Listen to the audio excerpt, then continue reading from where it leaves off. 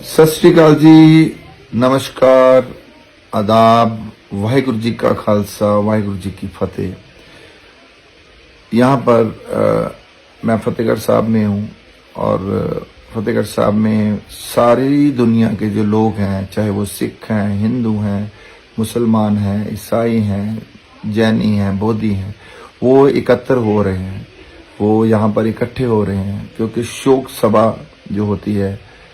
क्योंकि छोटे साहबजादे और माता गुजरी जो हैं उनका आज जो है शोक सभा का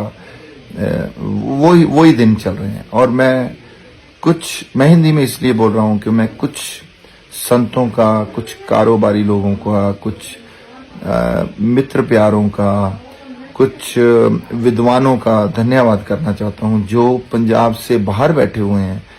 यहाँ आ नहीं सके, आए भी हैं मगर जो आ नहीं सके वो अपनी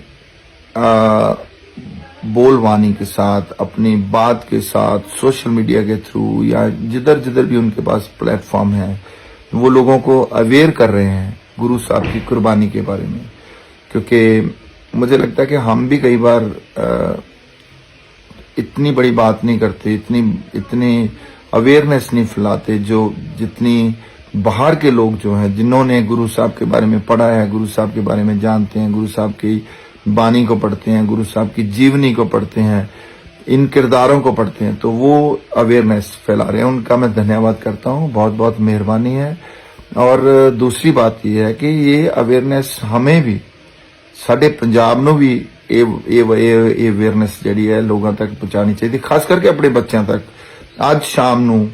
चाहे वो किसी भी धर्म दे होण, आज शाम नूं बैठ के अपने बच्चों नूं जरूर दसो कि गुरु साहब के परिवार की कुर्बानी जो है वो हमें क्या देती है, हमें क्या सिखाती है। हमें सबसे बड़ी बात है कि हमें गुरु गोबिंद सिंह महाराज जी से किरदार सीखना चाहिए कि किरदार क्या होता है। छोटे साहबजादों की बात करें तो छोटे साहबजादों से ये सीखना चाहिए कि कैसे हमने जुल्म के सामने, जालिमों के सामने ईन नहीं माननी है, कैसे हमने अपनी जो अणख है उसको जगा के रखना है, उसकी मात्रा कितनी होनी चाहिए, वो छोटे साहबजादों से, बड़े साहबजादों से और हीरोज जो हमारे हैं उनसे पता चलेगा। और सब्र क्या होता है वो माता गुजरी जी से सीखना चाहिए कि कैसे माता गुजरी जी ने पहले अपने गुरु तेग बहादुर साहब, उनके पति, फिर उसके बाद अपने बेटे को कैसे तैयार किया, गुरु गोबिंद सिंह महाराज जी को कैसे तैयार किया कि वो दुनिया के इतने बड़े विद्वान हुए, और किस तरह के संस्कार उनको दिए गए कि वो लोगों के लिए लड़ते,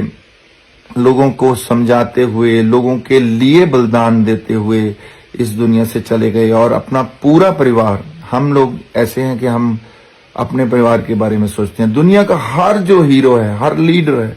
वो अपने परिवार के बारे में पहले सोचता है कि मेरे परिवार को कुछ आंच नहीं आनी चाहिए। आप हिस्ट्री पढ़ के देख लो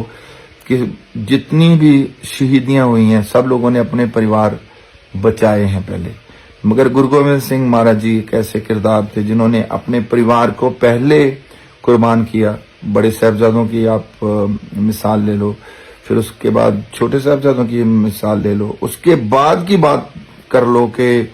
कैसे गुरु साहब सब कुछ कुर्बान करके भी एक जफरनामे के थ्रू, एक चिट्ठी के थ्रू कैसे औरंगजेब को मेंटल करते हैं, कैसे उसको उसका जो संतुलन है, दिमागी संतुलन हिला देते हैं कि तू क्या क्या गलतियां कर रहा है। तो ये विद्वता की बात है, ये विद्वान होने की एक बात है। सो आप अपने बच्चों को, क्योंकि मुझे पता है कि हर बंदा अपने बच्चे को चाहता है कि वो किरदार का बड़ा हो, वो इज्जतदार हो, उसमें सब्र हो, उसमें संतोख हो, उसमें निम्रता हो। ये तो गुरु नानक साहब से शुरू हो जाती है निम्रता। तो गुरु गोबिंद सिंह महाराज जी, मोहब्बत प्रेम, जिन प्रेम की तिन ही प्रभ पायो। तो हर तरह की जो चीज है, हर तरह का जो एक प्रैक्टिकली आपके जीवन का जो साइकिल है, सर्कल है, उसको कंप्लीट करते हैं गुरु गोबिंद सिंह महाराज जी। सो अपने बच्चों को जरूर सिखाइए, अपने बच्चों को जरूर बताइए